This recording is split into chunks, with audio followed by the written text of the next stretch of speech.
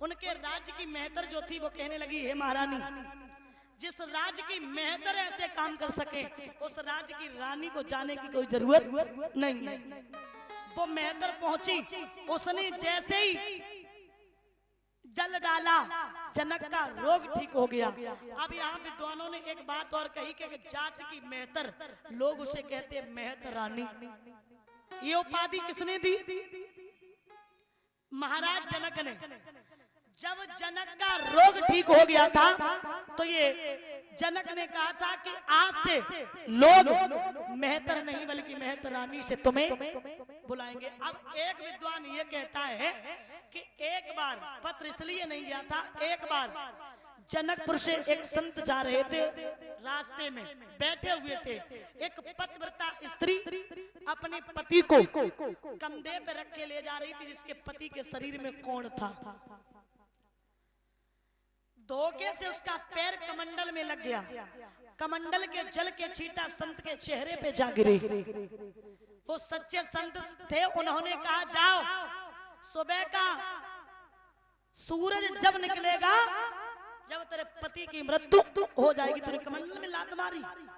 वो सच्ची पतिव्रता थी, उसने कहा कमंडल में लात मारी नहीं, धोखे से लग गई। और अगर आप हमें ये श्राप दे रहे हैं तो जाओ, मैं भी सच्ची पतिव्रता हूँ, अगर सूरज में औकात है तो सुबह निकल के दिखा दे।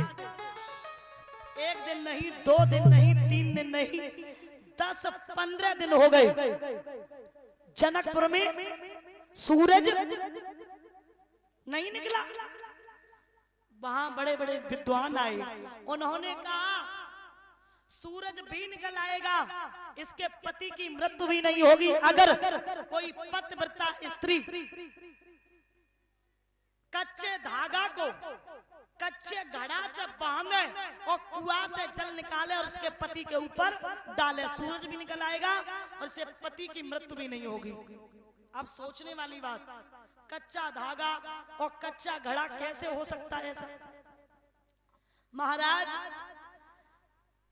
दशरथ की जो रानी थी कौशल्या, उन्होंने कहा, पत्र तो हर जगह गए थे ना पतिव्रताओं के लिए, उन्होंने कहा स्वामी क्या मैं जा सकती हूँ? तब वहां की मेहतर ने कहा था कि जब जिस राज्य की मेहतर ऐसे काम कर सके उस राज्य की रानी को जाने की कोई आवश्यकता नहीं है। मेहतर पहुंची, कच्चा धागा कच्चे घड़े से बांधा और कुएं से जल निकाला, पति के ऊपर डाला, रोग भी ठीक हो गया और सूरज भी निकल आया।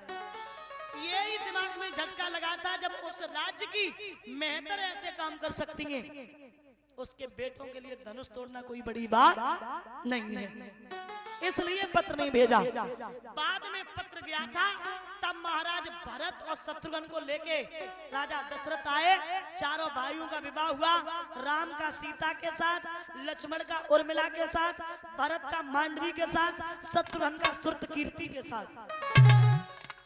आराम से विधि विधान से विवाह हुआ, घर पे लेकर के पहुंचे। अयोध्या के लोगों ने बड़ी खुशियां मनाई और ये हमारे भैया की तरफ से जो 101 रुपए आए थे, विशेष फरमाइश है राम गोविंद भैया की। आइए तालियां